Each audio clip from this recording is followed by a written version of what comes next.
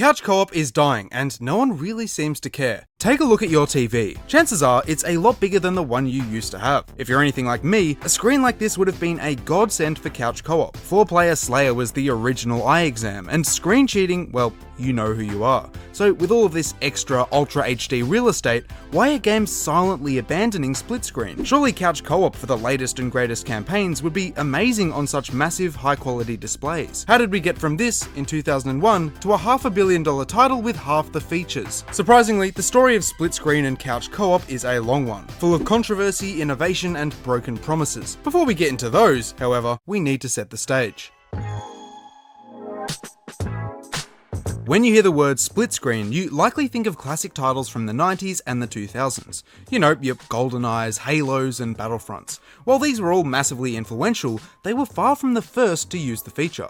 In fact, the specific use of a split screen with two separate players can be traced back to the 70s. Drag Race from 1977 was an arcade game with 2 steering wheels, 2 pedals, and 0 seats. The mechanics were simple. Hitting the barriers would slow you down, and you pretty much just needed to accelerate.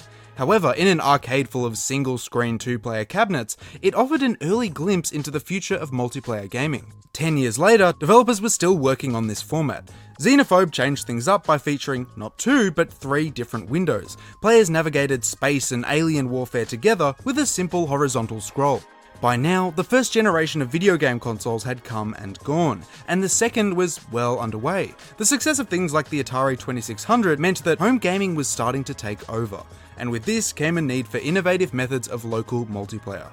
Flash forward again, and you started to see 4 controller ports becoming the norm, the most notable being on the N64. This was a game changer. Where Super Mario Kart only allowed for 2 players in 1992, 64 let you do laps with 4 different people at once. In the world of first-person shooters, things weren't far behind. GoldenEye came out in 1997 and offered an engaging multiplayer mode with a range of different characters and weapons. With FPS titles, however, came one of the most deplorable acts in human history: screen cheating. Piece of shit. I'm mentioning this here not just because we've all done it, but because there used to be some truly insane methods of prevention. If you look online, you'll find everything from pillows, sheets, cardboard boxes, and even doors. I'm not sure how many people ever actually did this, but supposedly you could even use shutter glasses with a 3D TV to stop it altogether. But how many people do you know that actually bought one of those?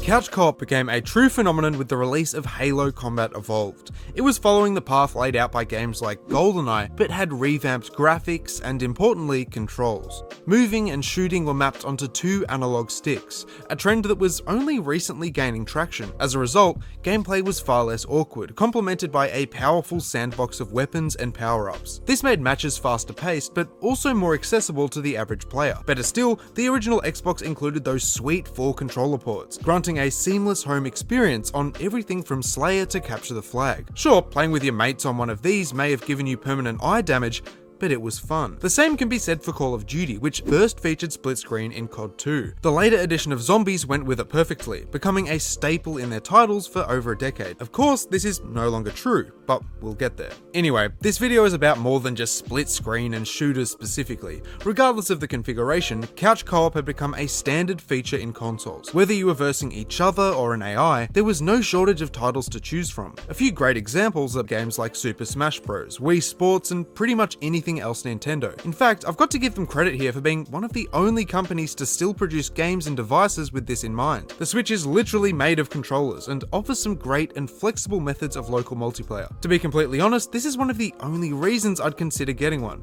Still, this doesn't explain why everyone else completely distanced themselves from the mechanic. I'd say by around the mid-2010s, this started to become really noticeable, and there's a couple interesting reasons why. But first, a quick word from today's sponsor, and that word is smooth. No, I don't mean the kind of smooth you get from the $20 electric shaver under your sink. Believe me, I've been there and it still itches. I'm talking about the kind of smooth you can only get from Manscaped's Lawnmower 5.0 Ultra. I didn't realize I had been living in the Stone Age until I tried their skin-safe foil blade. Now you could oil me up and put me in a wind tunnel and I'd beat the drag coefficient of a Formula 1 car. Outside of its smooth finish, upgraded trimmer blade and tactical LED, my favorite feature ended up being the interchangeable heads. Thanks to their waterproof technology, they can easily be popped off and rinsed before each use. So after achieving a flawless fade with the trimmer, you can clean and swap in the skin-safe foil blade without ever leaving the shower. If you weren't convinced by the convenience, I can do you one better. By clicking the link down in the description and using code EXTRAMINT, you can secure 20% off your own, along with free international shipping. If you've been thinking about upping your grooming game, it's the perfect time to jump in. Thank you to Manscaped for sponsoring today's video.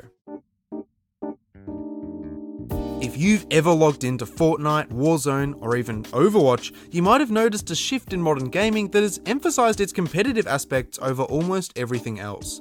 Recently, I've seen a lot of videos talking about how esports and streamers have ruined casual gaming. And I feel like there is a little bit of truth to these statements. While they definitely haven't ruined it entirely, they have placed social and party-based features on the back burner.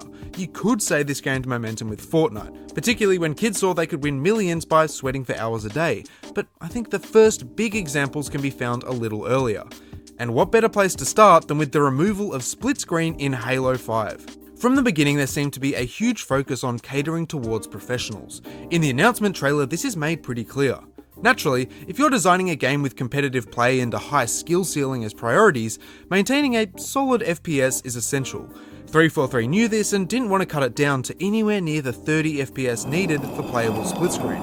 This caused a sizable and completely understandable outrage. Halo was a game known for its social features, with couch co-op and a strong base of casual players.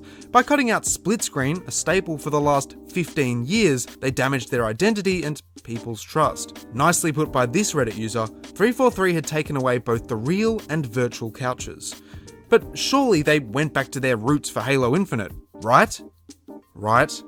In 2017, Bonnie Ross announced that any and all future titles would ship with split screen. They'd learned from Halo 5 and things should be going back to normal. In 2021, Halo Infinite released, and lo and behold, it had split screen. But only for multiplayer. Sure, this was a bit alarming, along with a couple other things, but campaign co-op was supposedly coming later on, along with legacy features like Forge, the DLC. In September of 2022, now almost a full year since release, players woke up to this. I've had to make the difficult decision not to ship campaign split screen co-op.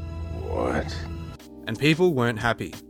The funniest part about this was that people found a way to glitch the game and play it anyway, showing that it wasn't even far off in development. Regardless, the same logic here applies pretty much everywhere else.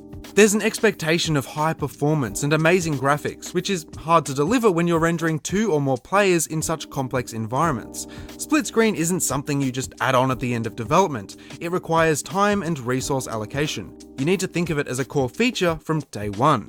But I'm not entirely convinced that technical limitations are the real reason. I'd happily drop some graphical quality and frames if it meant playing with an extra controller.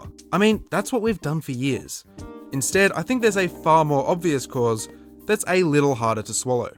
Picture this. It's 2012 and you're playing Black Ops 2 with a mate. Maybe you're struggling through transit, having swapped in your last pair of batteries for your controllers. Now, let's just say you wanted to have a similar gaming experience to what you got with a single console, 2 controllers, and some Code Red a decade ago. Don't get ahead of yourself, because you're going to need the following. 2 monitors or TVs, 2 active Game Pass subscriptions, 2 billion gigs of storage for Call of Duty, 2 controllers, 2 hours to wait for the random updates, and most importantly, 2 consoles. The most recent iteration of Zombies doesn't have split screen, meaning this is legitimately the only method of co-op, and with all of this, things start to become a bit more clear. Money is obviously a huge reason that most companies haven't tried to revive couch co-op. Why make 1 console when you could sell the same household 4? I mean, if you want to play a game with a friend or a family member, you pretty much have to get 2 copies, even if you live in the same house. Companies don't want things like shared accounts or devices either. In a world where everything is a subscription, it makes much more sense to push people towards having their own battle passes,